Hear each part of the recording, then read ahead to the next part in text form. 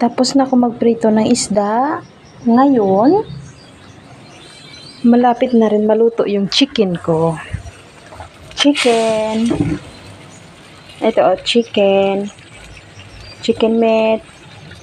Cabbage. Potato. Ayan. Half cook ko lang yung pagluluto ng cabbage. Tapos nilagyan ko ng sibuyas dahon. Ayan guys.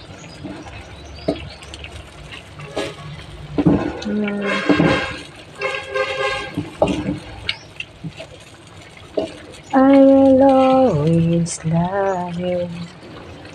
Lagyan ko ng konting black pepper. Konti lang. Mahilig kasi kami maglagay ng black pepper. Ayan.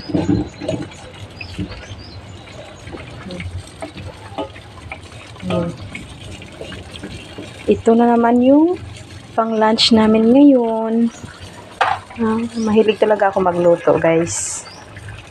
Kahit hindi ako marunong. Practice lang, practice. Mamaya kukunin ko na ito mamaya. I've got the need. Takpan ko muna. Pagkatapos niyan, maluluto na yan. Pagkatapos, ayan, luto na to. Ayan. Ready to serve.